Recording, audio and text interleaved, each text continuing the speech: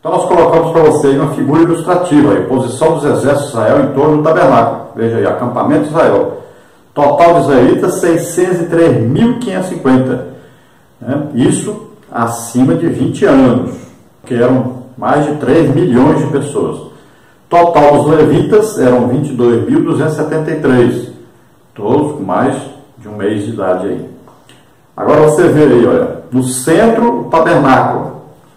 Então ficava no lado aí, olha, pertinho do tabernáculo, os levitas, né? Primeiro Merari aí, depois levitas Coate, depois os levitas Moisés e Arão, na porta do tabernáculo. Do outro lado os levitas, que eram os descendentes de Gerson, aí, filho de Moisés. Aí você vai ver os exércitos, olha só. Ao sul você vê Simeão, Rúben, Gad. Ao norte você vê Naftali, Dan, Nazé. Aí você vai ver ao oriente, Zebulon, Judá e Sacá. Depois ao ocidente você vê lá, olha, Manassés, Efraim, Benjamim. Você vê também aí quais são os maiores exércitos. Então ao norte tem o exército de Dan, ao oriente o exército de Judá, ao sul o exército de Simeão, ao ocidente o exército de Efraim. Esses são os maiores exércitos aí. Somando tudo, no total de homens acima de 20 anos, soldados prontos para a guerra, 603.550. Então você veja que esse número de soldados, de pessoas que estavam aptos para a guerra, acima de 20 anos, 603.550, quer dizer que cada um deles tinha pelo menos o quê? Tinha um pai, tinha uma mãe, tinha um irmão, tinha uma irmã. As famílias eram numerosas, alguns tinham 5 filhos, 8 filhos, 10 filhos, né? Então, no mínimo, aí era o quê? Uma multidão de mais de 3 milhões de pessoas. Muita gente e uma organização perfeita. Então, nós aprendemos aí que nós devemos também termos, assim, Deus como centro da nossa vida. Em tudo que vamos fazer, vamos consultar o Espírito Santo, todas as decisões, tudo consultá-lo direitinho ao Espírito Santo. Vamos fazer guiados pelo Espírito Santo. Se nós vamos viajar, se vamos fazer uma coisa, sempre guiados pelo Espírito Santo. Deus é o centro da nossa vida e Ele que nos protege, nos guarda, nos livra de todo mal, Ele que nos abençoa, Ele que nos conduz. Então Ele deve ser o centro da nossa vida. Também aprendemos aí sobre a organização. Então a igreja deve ser um corpo de Cristo na terra, mas um corpo organizado, onde cada membro tem o seu papel neste corpo. Então tem gente que quer que uma pessoa faça tudo, e não é assim. Cada um tem a sua função. Por isso mesmo, Deus colocou na igreja o quê? Apóstolos, profetas, evangelistas, né, pastores e mestres. São 5 ministérios. Tem muita gente aí querendo ficar com 5 ministérios sozinho. Mas Deus colocou 5 pessoas. São diferentes. Cada um tem a sua função dentro do corpo de Cristo, para organizar esse corpo, para funcionar direito. Então, cada um tem sua função. E no corpo tem os membros, né? E cada membro tem o seu papel dentro do corpo.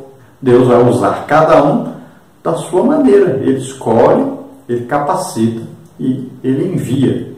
Tópico 2. A construção da cerca do pátio. Subtópico 1. O cortinado de linho branco da cerca do pátio. Subtópico 2. Colunas, cortinas e varais do pátio.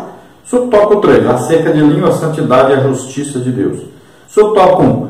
O cortinado de linho branco da cerca do pátio. Uma cerca de 45 metros de comprimento, com aproximadamente 22 metros e meio de largura, separava o tabernáculo das tribos ao redor. As 60 colunas de bronze sobre as quais havia um cortinado de linho branco torcido de aproximadamente 2,25 metros de altura sustentavam a cerca do pátio. Assim, não se podia ver o que passava-se no interior do pátio, senão a cobertura do tabernáculo. Então você veja aí no mapa, né? 45 metros de um lado, 45 metros do outro, 22 metros e meio aí de um lado, 22 metros e meio do outro lado. Aí você veja as colunas, são aí, olha só, 60 colunas no total. 20 colunas aí de um lado mais comprido, mais 20 colunas do outro lado mais comprido, 10 colunas ao fundo, 10 colunas na frente, sendo que aí na frente 4 colunas eram ocupadas com a porta. Então na frente tinha 22,5 metros, mais 9 metros aí era da porta. Então quem olhava de frente via somente ali a porta, a cerca e só a cobertura do tabernáculo lá, da parte coberta. Não dava para ver nada lá dentro, e principalmente dentro do lugar santo, nem do Santo dos Santos. Então a visão externa. Assim como nós olhamos para uma pessoa, né, nós enxergamos a parte externa só. Por isso é importante o modo do crente se vestir. Né? A pessoa olha e vai ver a parte externa. Para se chegar no interno, primeiro vai passar pelo externo. Então aqui nós vamos colocar aí o tabernáculo como corpo humano. Né? Primeiro tem aqui o corpo, a parte física. Depois tem a alma e depois o espírito. Então é dividido em 3 partes aí. Mas quem olha de fora vai ver apenas o corpo, não sabe o que tem lá dentro. Nós não podemos olhar para a pessoa e saber se ele é crente ou não. Mas o seu vestir já pode indicar muita coisa. Então, olha só a aparência ali do tabernáculo já dava para indicar que era uma coisa feita para Deus. Então já dava para indicar. Tem aqui uma separação. Então não vai entrar qualquer um nem de qualquer maneira. Tem uma cerca em volta, cercando. Então isso impede qualquer pessoa entrar. Então havia o que? Um ritual. Existia o que? A maneira de entrar. Não era de qualquer maneira. Então se havia uma cerca, essa cerca era para impedir o que? De o pecador ter acesso a Deus sem primeiro haver um sacrifício oferecido por esse pecado. Por isso que Jesus, olha aí, sofreu na carne, né? Seu corpo, para o quê? Dar acesso a nós ao Pai. Ele sofreu. Então aí indica esse sofrimento de Cristo em nosso lugar para nós termos acesso a Deus. Nós que éramos pecadores e estávamos condenados ao inferno. Subtópico 2, colunas, cortinas e varais do pátio. Êxodo 27, 10 a 12. As colunas de bronze foram feitas de madeira de acácia e ficavam presas na parte interior da cortina por bases ou placas de bronze colocadas sobre o solo. Já as cortinas eram costuradas uma a outra até formar uma tela bem firme e, por sua vez, os varais encaixavam-se às colunas e ao cortinado da cerca. Tudo era metricamente encaixado. Assim, as colunas, as cortinas, os varais são elementos que didaticamente podem simbolizar a segurança, a estabilidade e a comunhão na vida cristã, produzidas pela obra expiatória de Cristo. Ora, em Cristo toda a justiça de Deus foi satisfeita na obra expiatória. Por isso temos a segurança da salvação. Romanos 8, 33 a 39. Estamos seguros em Cristo. João 10, 28 a 30. Depois, a partir desta obra, temos acesso às promessas de Deus, as quais nos dão estabilidade na vida cristã. Romanos 14, 4, Colossenses 3, 3. Por fim, a expiação de nosso Senhor não apenas salvou-nos, mas abriu-nos a porta da comunhão cristã, como está em 1 Coríntios 12, 12 e 13. Carta do apóstolo Paulo aos Efésios, capítulo 2, versículos 12 a 16. Portanto, à semelhança das colunas, cortinas e varais do tabernáculo, a obra expiatória de Cristo nos traz segurança, estabilidade e comunhão na vida cristã. Então, como você pode ver aí, nós vamos mostrar cada detalhe, você pode ver aí que as colunas, né, esses postes ou tábuas, tudo feito bem montado, bem feito, direitinho, madeira de acácia, recoberta, né? Aí tudo direitinho, bem organizado. Veja que em cima havia ali prata, vamos ver que a argola em cima era de prata, embaixo era de cobre, né? Esse cobre indica aí a humanidade, a imperfeição. A prata já significa redenção, significa justificação. Então tudo tem um significado. Então, tudo construído segundo a ordem e orientação de Deus, tudo com um significado definido. Nós vamos ver então que isso indica o quê? Uma segurança, uma cerca bem feita, firme, fazendo o quê? Separação entre o pecador e Deus. Então precisava de alguém para conduzir o povo, para fazer o sacrifício em lugar do povo. Tudo indicava Jesus.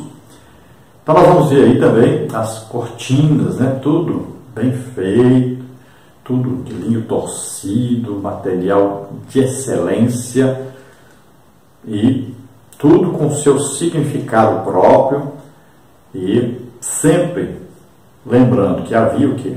O impedimento para qualquer pessoa entrar. Então a pessoa só podia entrar pela porta e oferecendo sacrifício. Depois, o que nós vamos ver? Jesus fazendo o sacrifício em nosso lugar. Então tudo bem organizado. Não existe manifestação de Deus sem sacrifício. Isso é muito importante. Jesus fez o sacrifício para nós sermos salvos. Agora, se você quer uma manifestação poderosa de Deus, então aprenda a fazer o jejum, aprenda a orar e aprenda a meditar na palavra de Deus. Não é de qualquer maneira que ele vai se manifestar. Então, é necessário que você aprenda que existe um caminho a ser percorrido. Então, veja que tudo apontava para a obra expiatória de Jesus. Jesus morrendo em nosso lugar, fazendo um sacrifício, né, verdadeiro, único, perfeito, para a nossa salvação, para perdão dos nossos pecados, para nós podermos ter acesso a Deus. Subtópico 3, a cerca de linho, a santidade e a justiça de Deus. A parte reservada na esfera interna do pátio, separada pelo linho branco torcido, revelava a santidade de Deus. Ali os sacerdotes ministravam os cerimoniais de sacrifícios pelos pecados do povo. Nesse sentido, o pátio do tabernáculo revelava que o pecador não tinha acesso ao Deus Santo, senão por meio do sacerdote. Deus é santo e justo, o homem carece de santidade e de justiça. No entanto, em Cristo, o pecador é justificado e santificado para a salvação. Esse é o maior milagre que o pecador pode desfrutar de seu encontro com Jesus. Só quem pode justificá-lo e santificá-lo é Jesus. Então veja que o pátio aí, para se entrar no pátio, tinha em volta uma cerca toda branca, feita de linho fino torcido. Então indica a cor branca. Então essa cor branca significa a justiça de Deus, né? A santidade de Deus. Então não podia entrar qualquer pessoa de qualquer maneira. Primeiro, ele tinha que se tornar santo, se tornar puro. Para isso, precisava oferecer sacrifício a Deus pelos seus pecados. Olha aí, Jesus veio para isso, para fazer isso. Ele se oferecendo a si mesmo. Quando nós aceitamos a Jesus como Senhor e Salvador, acreditamos que Ele levou sobre Ele pecados, doenças, enfermidades, maldições, tudo que levou sobre Ele, fez um sacrifício por nós, então nós sabemos que Ele abriu o caminho para nós. Então, ao aceitarmos a Jesus como Senhor e Salvador, somos tornados santos.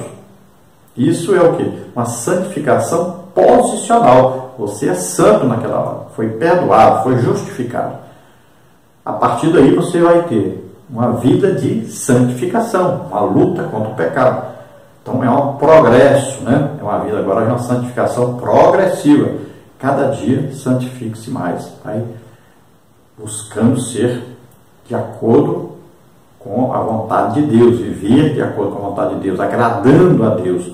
Então, deixando as coisas pecaminosas, aquilo que nos atrapalha a comunhão com Deus. Então esse é o maior milagre que existe, é a salvação. É quando aceitamos a Jesus como Senhor e Salvador, cremos nele como nosso Salvador, cremos na obra que Deus realizou através de Jesus. Então nós somos justificados, somos declarados santos, somos perdoados, somos chamados de filhos a partir daí. Glória a Deus, aleluia. Então esse tópico 2 nós vimos aí o tabernáculo, a lona de linho fino e torcido, nós vimos aí tábuas na vertical amarradas por cordas, fixadas em argolas de bronze, né? Bases de bronze lá no chão, você pode acompanhar com as figuras. Nós vimos aí as colunas, os varais do pátio, tudo organizadinho aí, construída a cerca. Agora nós vamos então ao tópico 3, a porta do pátio. Nós vamos ver subtópico 1, a porta do pátio, subtópico 2, as 4 colunas e suas bases, uma tipificação do Evangelho. Subtópico 3, as cores da cortina de entrada, diversos tipos.